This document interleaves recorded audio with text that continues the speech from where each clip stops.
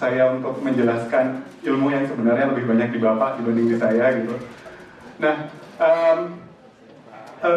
kalau kita lihat kembali, mungkin di slide selanjutnya, kita merefleksikan kembali apa yang menjadi sejarah kita. Apa yang kalau saya boleh katakan adalah umat-umat Islam itu adalah singa-singa, harimau-harimau yang kemudian dibesarkan dengan keyakinan bahwasanya mereka itu kucing. Sehingga yang kita ketahui adalah cara mengeong daripada mengaum. Auman adalah sesuatu yang aneh buat kita. Kenapa? Karena kita tidak tahu sejarah kita seperti apa gitu. Nah, ketika kita melihat sejarah, mungkin kita sendiri nggak tahu ini gambar apa, ini apa gitu ya.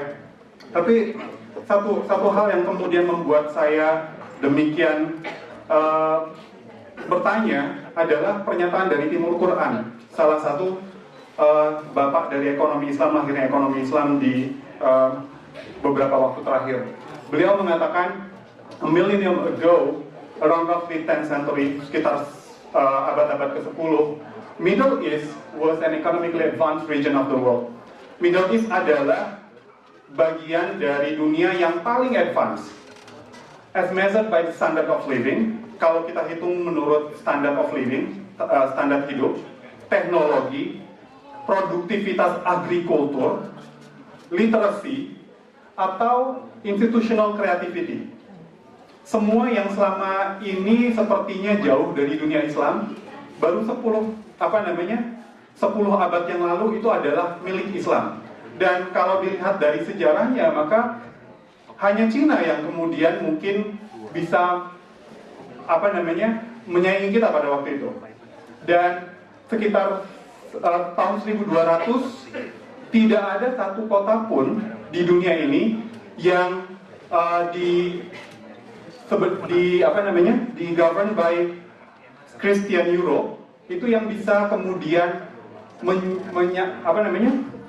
menandingi betapa hebatnya Baghdad dan Seville.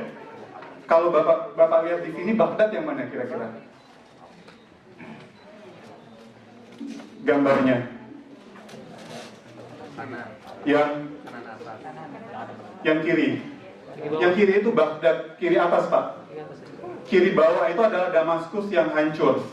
Damaskus yang hancur sekarang yang menurut profesinya kemungkinan Nabi Isa akan turun di sini. Masjid Umayyad Mosque.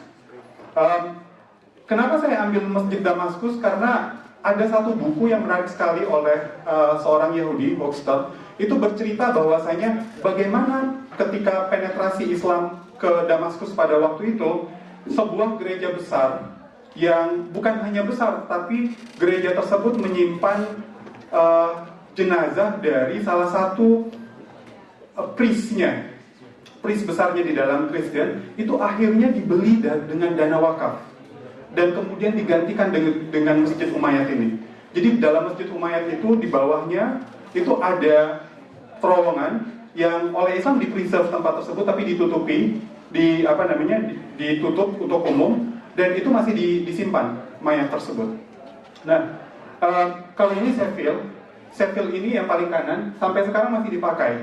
Seville ini sekarang digunakan sebagai immigration office kalau kita ke Spanyol. Nah, yang di atas dan di kiri dan kanan itu adalah Baghdad. Sangat maju, pada waktu itu sekitar 5 juta sudah penduduk yang hadir di peradaban mereka. Selanjutnya, kalau kita merefleksikan apa yang kita miliki sekarang, maka kita akan malu. In contrast, Abdullah dan Chong bilang, nowadays the Muslim world has been at a poor state as measured by standard of living, technology, agricultural productivity, literacy, and institutional creativity. Jadi dengan hal yang sama, dengan menghitung standard of living-nya, teknologinya, agriculture productivity-nya, literasinya, melek hurufnya, melek agamanya bahkan. Saya ingat sekali ketika pertama kali datang ke Inggris sekitar tahun 2000, itu buku pertama yang kita waktu itu datang ke Oxford, diajak oleh KBRI di Oxford. Itu buku pertama yang kita dapatkan adalah speech-nya Prince Charles yang berjudul Islam the Misunderstood Religion. Nah, ketika saya merefleksikan, ternyata kata-kata misunderstood religion itu bukan misunderstood by people who are not Muslim, tetapi lebih besar sekarang oleh Muslimnya sendiri. Kita sendiri tidak mengerti, kita sendiri tertinggal dengan apa sebenarnya yang dituntut dari keislaman kita. Nah, yang lebih menyedihkan lagi kalau seandainya di dunia ekonomi adalah kalau kita melihat Financial Literacy Index, ini ukuran melek finansial masyarakat, konvensional sekali padahal. Itu Indonesia, the most populous Muslim country in the world, itu cuma ranking 16 dari 18 negara Asia Pasifik, bukan dunia, Asia Pasifik. Itu menurut survei Mastercard Financial Literacy Index. Jadi masyarakat kita nggak tahu ketika dibilang bahwasanya ini kartu kredit murah sekali, cuma 2% bunganya per bulan. Nggak tahu bahwasanya implikasinya ketika per tahun itu hampir 25%, lebih dari 25% malah. Jadi seperempatnya. Jadi kalau minjam 1 juta berarti setelah 1 tahun gantinya 1,25. Nah, itu bahkan di Fakultas Ekonomi terjadinya. Di instrumen dari Islamic Financial Literacy Index sendiri kita nggak punya. Jadi masyarakat untuk tahu sebenarnya yang ini halal apa enggak kalau mereka berkeuangan itu bahkan nggak tahu. Dan kita bahkan nggak punya ukuran yang kemudian mengukur sebenarnya standar sebuah melek keuangan Islam itu apa, itu nggak ada. Nah demikian menyedihkannya kalau saya bisa bilang. Tambahan lagi, Human Development Index 2013, Indonesia atau negara Islam tidak ada satupun yang berada di ranking 20 besar. Paling tinggi itu di ranking 30, yaitu Brunei Darussalam. Sisanya masih jauh di bawah itu. Nah, bersama teman-teman waktu itu, karena kebetulan kita ada panggilan conference, kita berdiskusi. Yuk kita diskusi kira-kira ada apa ya yang salah dengan negara kita, dengan umat Islam kita gitu. Pertanyaan kita selanjutnya adalah kenapa kalau seandainya tadi kita ketemu dengan sejarah yang menyatakan Islam demikian gemilangnya dulu, sekarang tidak terjadi. Nah, slide selanjutnya, pertanyaan kita adalah why the Muslim nation economies has been declining compared to the developed Western world. Kenapa kita malah mundur, kemudian dunia Barat yang sebelumnya sangat mundur malah maju.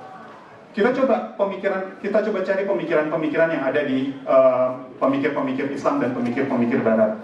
Ada yang bilang bahwasanya ini sumber utamanya, adanya stagnasi hukum dan institusional. Jadi pintu ijtihad ditutup. Ketika pintu ijtihad ditutup, maka tidak ada inovasi-inovasi. Tidak ada inovasi dalam bentuk hukum yang membolehkan hal-hal yang berkembang yang sebelumnya tidak ada di dunia pada saat itu. Dan tidak ada kemungkinan untuk membuat institusi yang baru. Ketika institusi lama itu tidak berjalan, maka institusi baru juga tidak lahir. Nah, salah satu yang paling besar di sini adalah apa yang Timur Quran bilang. Jadi kalau kita kemudian percaya bahwasanya wakaf harusnya menjadi institusi yang membuat masyarakat maju, Timur Quran malah melihat sebaliknya. Ketika stagnasi terjadi di institusi wakaf, maka institusi wakaf inilah yang membuat masyarakat mundur. Kalau menurut Timur Quran, kenapa? Karena harta-harta aset-aset wakaf tersebut itu jadi stuck. Ketika sebuah harta tersebut dikatakan ini untuk sekolah, daerah tersebut bukan lagi menjadi daerah tempat edukasi, itu sudah menjadi pasar. Dan legal stagnation pada waktu itu tertutup ijtihad untuk boleh nggak mengubah harta yang menjadi sekolah ini diubah menjadi ruko. Uang dari pembuatan ruko tersebut dipindahkan, dibelikan harta untuk buat sekolah di tempat lain. Pada waktu itu terjadi stagnasi hukum sehingga sekolah di tempat yang ramai pasarnya. Sehingga aset tersebut tidak dipergunakan dengan baik, akhirnya tidak ini. Di beberapa tempat yang lainnya itu tidak dipergunakan sama sekali. Jadi stuck sama sekali. Nanti kita akan lihat ada beberapa data-data yang kemudian menceritakan berapa potensi wakafnya dan berapa sebenarnya yang hilang dari hal tersebut. Nah, kami mencoba lagi kira-kira apa ya yang menjadi alasan lainnya. Next mungkin Mas. Ini adanya division of knowledge. Kalau dulu seorang ulama itu menguasai hampir seluruh ilmu pengetahuan. Sekarang kalau Anda seorang engineer, ya engineer, mungkin engineer yang jago wakaf saat ini cuma Pak Edi gitu kan ya. Kalau dulu, ya dia tahu semua gitu. Nah, dan pengkotakan itu lebih parah lagi ketika kemudian adanya upaya untuk melakukan sekularisme. Sehingga agama berhenti aja, jangan bawa ke politik kan. Nah, bukan pertanyaan saya. Nah, cuma berhenti di situ gitu. Nah, ketika division of knowledge itu terjadi, maka kemunduran itu menjadi ini. Ketika agama kemudian dikotak-kotakan, bahkan ilmu pengetahuan tersebut dikotak-kotakan. Ekonomi sangat terpisah dari dunia sosial, dunia psikologi dan lain-lain. Nah, apa hal yang lain yang kemudian dikeluarkan oleh beberapa ilmuwan Islam adalah defisiensi in Islamic ruling. Bahwasanya ketika terjadi istihad tersebut ternyata juga terdistorsi. Ini sebenarnya ex-profesor saya yang punya yang udah bercerai itu yang punya pendapat. Nah, selanjutnya adalah sekularisasi. Ini yang saya bilang tadi, bahwasanya ketika sekularisasi itu memundurkan Islam sama sekali. Yang paling kuat kemudian mengatakan bahwasanya kemunduran Islam itu ya karena kita meninggalkan Al-Quran dan Sunnahnya, kita berhenti di situ. Sementara kemajuan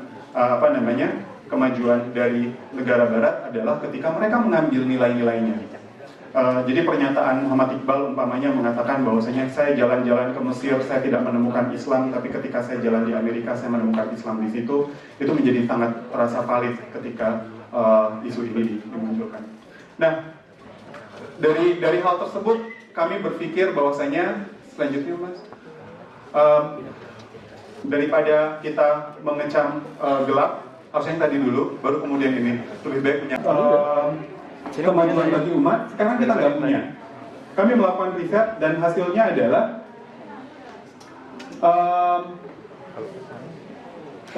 wakaf. Yang lucunya kemudian adalah yang kami temukan tulisan mengenai wakaf ini bukan dari ekonom Islam. Kami temukan tulisan dari sejarawan yang sangat berpengaruh di Amerika tentang Islam, yaitu Prof. Hudson. Prof. Hudson bilang di dalam bukunya dia yang dua volume itu, dia bilang salah satunya adalah sukses dan gagalnya perekonomian umat Islam dunia itu tergantung dari bagaimana pengelolaan aset wakafnya. Jadi efisien nggak pengelolaan wakafnya? Ketika efisiensinya rendah, maka umat Islam dunia akan terbelakang. Ketika maju pengelolaan wakafnya, maka umat Islam akan maju. Nah, selanjutnya Mas.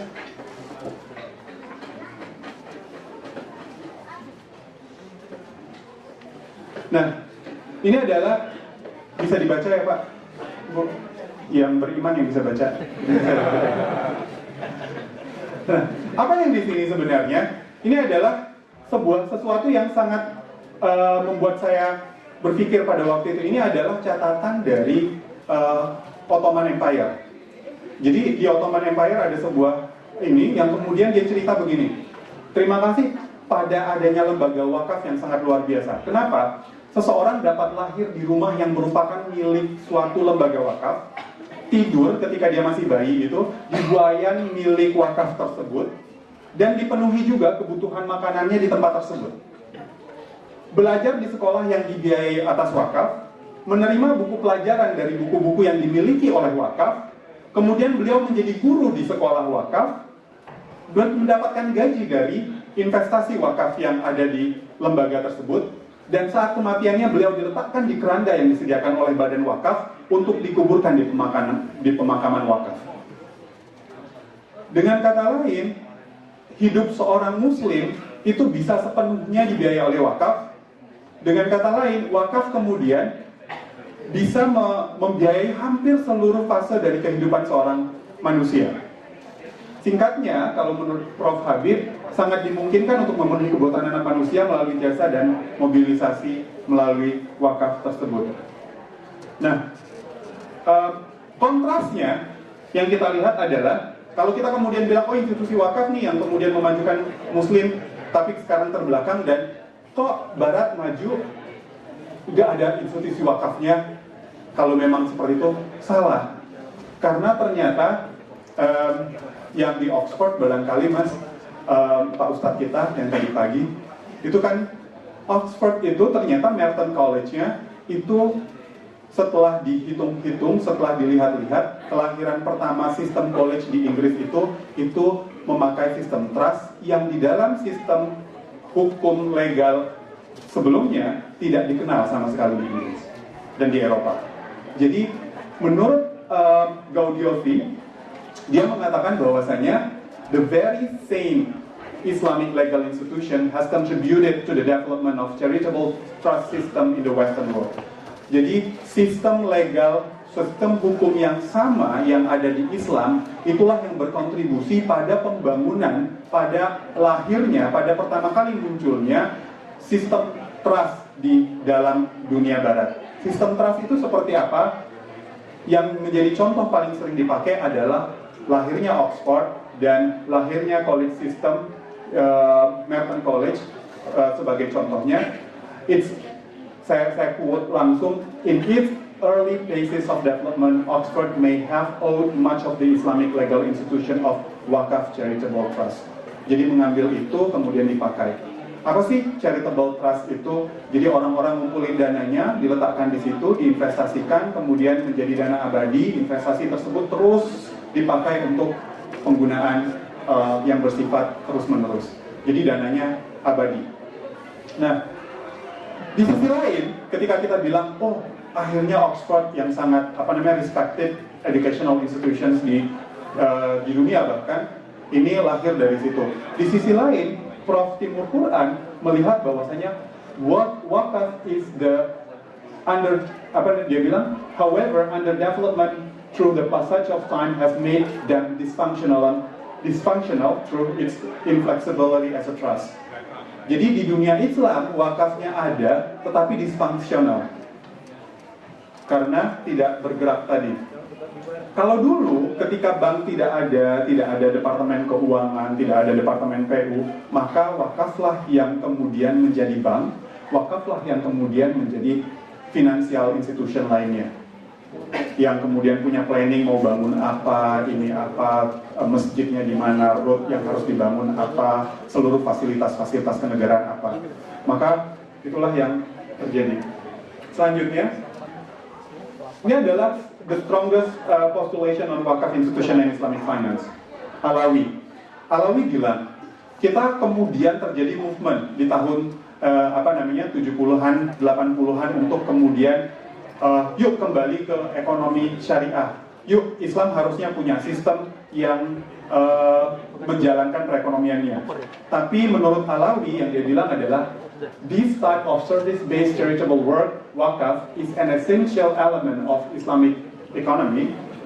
We think as it were religious obligation with strong sense of justice, social justice, and responsibility.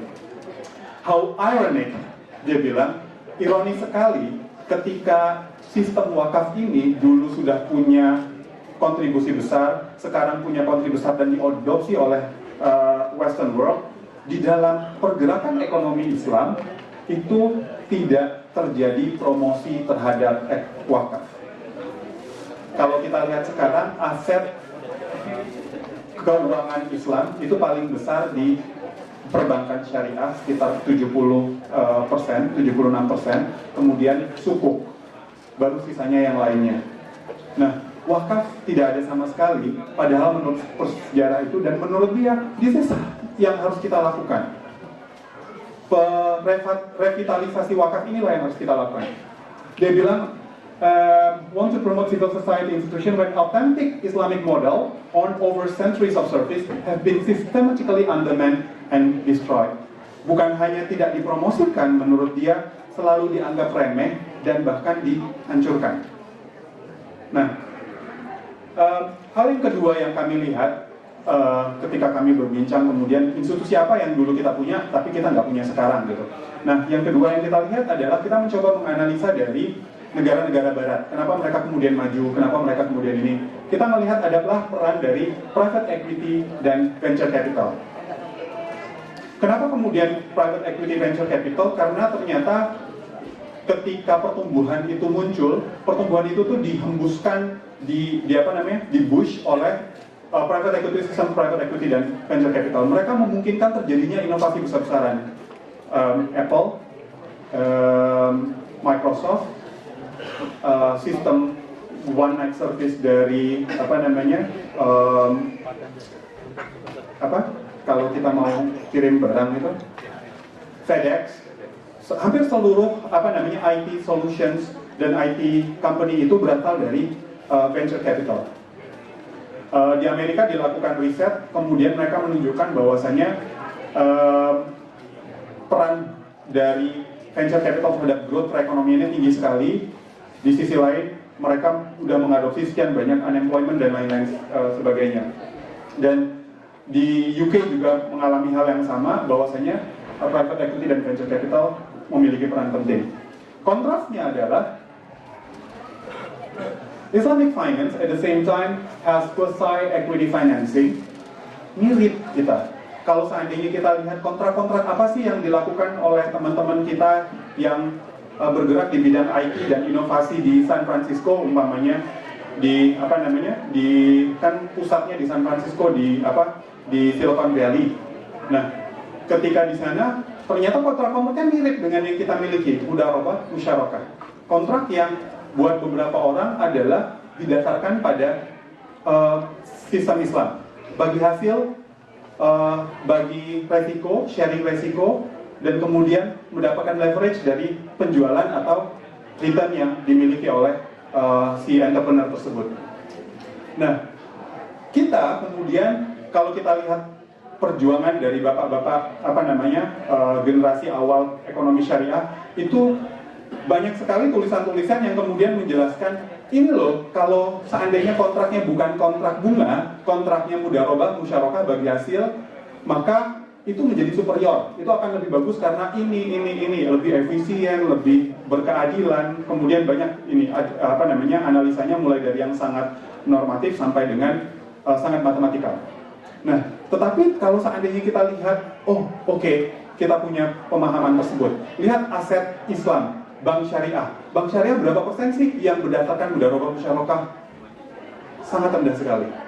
Laporan terakhir mudharabah ini itu menurun, growth-nya minus 18%.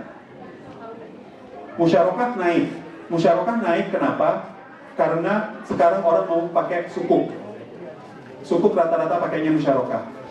Di Malaysia, perbankan mereka tidak sampai 1% itu yang mudharabah musyarakahnya. In general, tidak ada yang lebih dari 10% memakai mudharabah musyarakah. Dan yang lebih menyedihkan lagi adalah trennya perbankan syariah memakai tawaruk sekarang.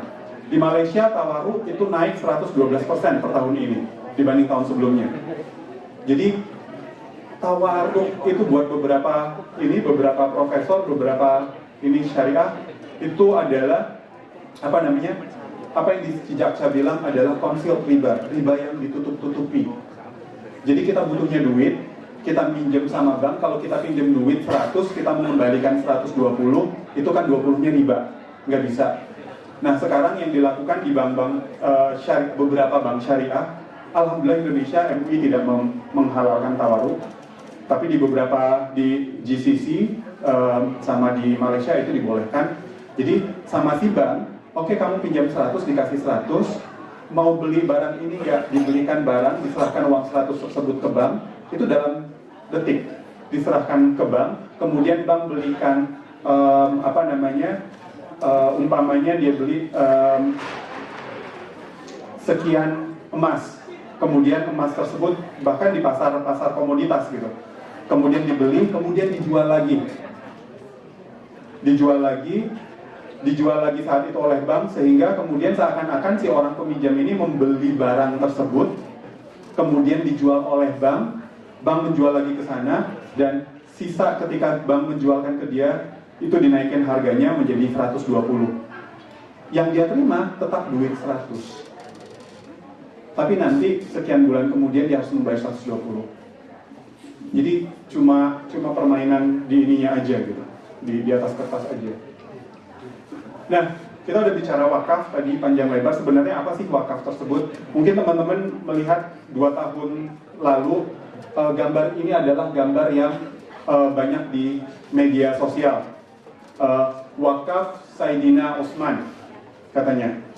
Jadi Saidina Utsman pada waktu itu memberikan tanahnya di Khaybar ya. Kemudian tanah tersebut adalah tanah yang ditanami dates, kurma. Kemudian kurmanya tersebut dikumpulkan, dimanfaatkan, dan ternyata sampai sekarang masih berbuah. Jadi hartanya tersebut dijadikan terakhir itu dipergunakan untuk membangun sebuah hotel untuk kebutuhan jamaah haji di Saudi. Bayangkan dari 1400 tahun yang lalu wakaf tersebut dilakukan sampai sekarang, dan kebermanfaatannya masih mengalir, dan pada saat yang sama berarti masih mengalir terus-menerus pahalanya buat almarhum. Nah, wakaf itu apa? Kata wakaf tersebut literally means to detain or to prevent. Jadi mencoba untuk tidak boleh digunakan untuk yang lainnya. Dalam konteks syariah ini berimplikasi bahwasanya ini adalah sebuah gift, sebuah donation, sebuah hadiah, di mana hadiah tersebut itu harus tetap, tidak boleh kurang, tidak boleh berubah, dan kebermanfaatan dari hadiah tersebutlah yang digunakan untuk hal-hal yang lain. Dengan kata lain, abadi. Nah, detention ini berarti bahwasanya hadiah tersebut tidak boleh diturunkan ke anak cucu, kemudian dijual, atau diberikan hadiah tersebut menjadi hadiah buat orang lain, atau disewakan, atau dipinjamkan, dan lain-lain. Nah, apa legal basisnya? Legal basisnya adalah di dalam Al-Quran surah Al-Muzammil 73:20 Allah berkata, and establish regular prayer and give regular charity and loan to Allah a beautiful loan. Berasal dari ini di Al-Qurannya. Tapi kemudian kalau kita lihat hadisnya, kita lihat ada hadis Abu Hurairah kepada Rasulullah SAW berkata, jika seorang meninggal maka terputuslah kebaikan padanya kecuali 3 hal. Yang pertama adalah perpetual charity. Perpetual charity inilah yang kemudian termasuk wakaf. Kemudian beneficial knowledge, ilmu yang bermanfaat, dan yang terakhir adalah anak yang soleh. Nah, di hadis yang lain Ibnu Majah dan Baihaqi bercerita bahwasanya Abu Hurairah mengatakan Rasulullah SAW mengatakan, verily between a believer and the good deeds that will see him after his death are knowledge which is taught, and deployed righteous son he left behind, who passed on the mushaf, mosque were built, masjid yang dibangun, house he built for Ibnu Sabil, kemudian sungai yang supply-nya diberikan kepada publik, kemudian charity issuance of his wealth at a time when healthy and during his lifetime. Jadi apa saja yang dia berikan kepada orang lain. Dan yang menjadi spesial dari wakaf adalah kalau donation biasa kita berikan habis selesai sampai di situ. Nah, wakaf itu si pengelolanya harus berusaha agar wakafnya tetap, revolving fund-nya aja yang digunakan. Nah, ada beberapa evidence lainnya seperti kasus Umar bin Khattab, kemudian Abu Thalhah, di mana Abu Thalhah juga memberikan wakaf di dekat Masjid Nabawi. Yang Masjid Nabawi ini, kalau kita ketahui dari sejarah, ada wakafnya, kemudian wakaf ini kemudian karena perkembangan Islam pada saat itu, ternyata wakaf tersebut pengelolanya sampai pindah ke daerah Maroko. Jadi di Maroko itu ada wakaf, namanya wakaf Masjid Nabawi, dan itu adalah institusi pertama yang dihancurkan oleh pemerintahan Prancis ketika mereka mencoba menguasai daerah tersebut, karena esensialnya institusi tersebut. Menariknya kemudian ada salah satu ilmuwan Prancis yang kemudian mendokumentasikan semua yang terjadi. Bahkan dia punya dokumentasi dari berapa hartanya disalurkan kemana, lewat apa, di mana saja, masing-masing harta tersebut kalau seandainya dia bermanfaat, investasinya nilainya berapa, penghasilan per bulannya berapa, dimanfaatkan kemana. Jadi sistem pembagian dan ininya sudah sangat profesional sekali. Nah, gimana dengan potensi wakaf di Indonesia? Dalam 10 tahun terakhir, Indonesia itu telah meningkat mobilisasi dana umatnya sebesar 32 kali lipat. Ini amazing sekali sebenarnya, 32 kali lipat menurut Global Report on Islamic Finance 2016. Dan peningkatan ini jauh meninggalkan negara-negara lain. But please don't be happy first. Karena kita naik 32 kali lipat dibanding Malaysia yang butuh 12 tahun untuk meningkatkan tingkat mobilisasi dananya itu cuma sebesar 7 kali lipat. Tetapi dana Malaysia yang cuma meningkat 7 kali lipat itu amount-nya itu 3 kali lipat dana kita yang meningkat 32 kali lipat itu.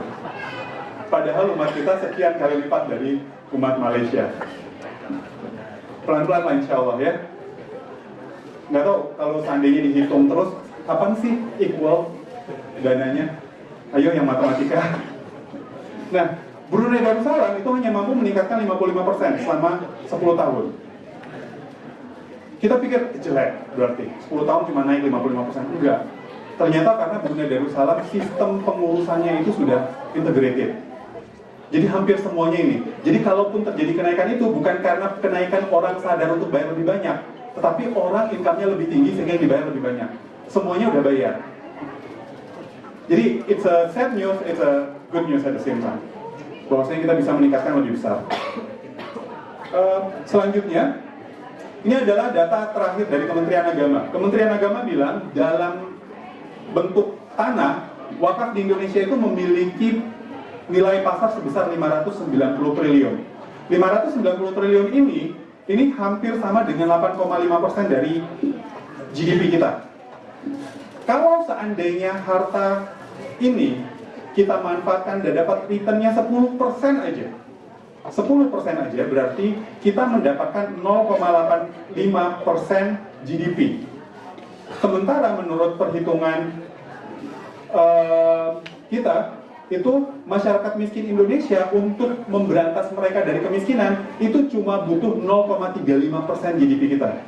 Jadi harta wakaf saja kalau dikelola dengan baik dan mendapatkan nilai 10% aja returnnya, itu kita bisa punya dana 3 kali lipat daripada kebutuhan kita untuk mengentaskan kemiskinan di Indonesia. That's how big it is. Itu masih di luar harta wakaf yang lainnya yang dalam bentuk bangunan, dalam bentuk uang, cash, dalam bentuk aset-aset lainnya. Tanah kuburannya, masjidnya, musolanya, dan aset-aset lainnya. Tapi hampir di seluruh dunia, riset-riset mengenai wakaf itu menceritakan bagaimana parahnya pemerintah, bukan Indonesia ya, pemerintah dan organisasi-organisasi pemerintah lainnya yang melakukan pengelolaan wakaf, yang ternyata mereka itu kalau seandainya harta itu dikelola untuk kepentingan sendiri, dan ketika dikenakan ke pasar itu dikenakan dengan harga yang sangat murah karena diberikan kepada orang-orang yang related kepada mereka. Nah, jadi ada pengelolaan yang misleading sekali. Kalau selanjutnya saya cuma pengen cerita, ini adalah studi yang kami lakukan waktu itu, kami presentasikan di Berkeley University. Kami cerita pada waktu itu kenapa sih kami buat eksperimental. Kalau yang tertarik dengan experimental approach, experimental economics, kami buat eksperimen. Ketika bank-bank syariah bilang kami nggak bisa nih ngasih mudharabah musyarakah yang dianggap sebagai akad yang ideal. Kenapa? Karena ada moral hazard, ada adverse selection. Karena ada kemungkinan orang begitu dapat duit, karena kan bagi hasil. Kenapa bagi hasil itu cenderung membuat orang menjadi suka menipu? Karena ketika dia diberikan bagi hasil, maka dia bisa menentukan hasilnya berapa sih gitu. Jadi dia dapat bagi hasil, dia bilang hasilnya cuma 10 gitu. Total revenue-nya, untungnya cuma 10 gitu. Untungnya 10 itu diturunkan dari untung sebenarnya, bisa macam-macam. Bisa revenue-nya dikurangin, atau kalau dia mau tetap jujur, tapi jujurnya ya gitu, cost-nya dinaikin. Sebelumnya dia naiknya mobil Kijang, sekarang perusahaannya sudah bagus, dia beli Mercy. Cost kan? Nurunin profit kan, dia bilang lah kemudian profitnya cuma sekian gitu ke bank. Jadi ini terjadi sehingga bank-bank syariah itu nggak mau ngasih. Jadi ada permasalahan integritas, ada permasalahan trust, kepercayaan dan lain-lain. Nah, kami coba tes pada waktu itu lewat eksperimen, kira-kira kalau seandainya orang-orang itu dikasih pinjaman, tapi pinjamannya bukan oleh perbankan, tapi oleh lembaga sosial, lembaga wakaf, dan mereka mengetahui bahwasanya ini dananya dari wakaf, dana sosial. Behaviornya berubah nggak? Kami temukan behaviornya berubah. Compliance rate-nya naik 50%, jadi orang yang ngemplang, orang yang ngebohongin, itu turun 50%. Berarti kita menyelamatkan 50% masyarakat kita dari kemiskinan dan dari api neraka gitu kan ya. Nah, kemudian yang kami temukan bukan hanya mereka menjadi lebih comply dengan itu, kami juga menemukan bahwasanya mereka kemudian punya kecenderungan untuk memberikan dana kepada institusi tersebut. Jadi sebelumnya mereka bukan wakaf giver, mereka penerima, tapi kemudian ketika sudah berjalan bisnisnya, mereka malah pengen memberikan. Ini kan saya dapat manfaat dulu, saya pengen juga dong jadi orang yang memberikan manfaat kepada itu, mengetahui bahwasanya manfaat wakaf itu lebih long lasting. Kayaknya Pak moderatornya sudah tidak sabaran, saya berikan kepada moderator. Mohon maaf atas kekurangan. Assalamualaikum warahmatullahi wabarakatuh.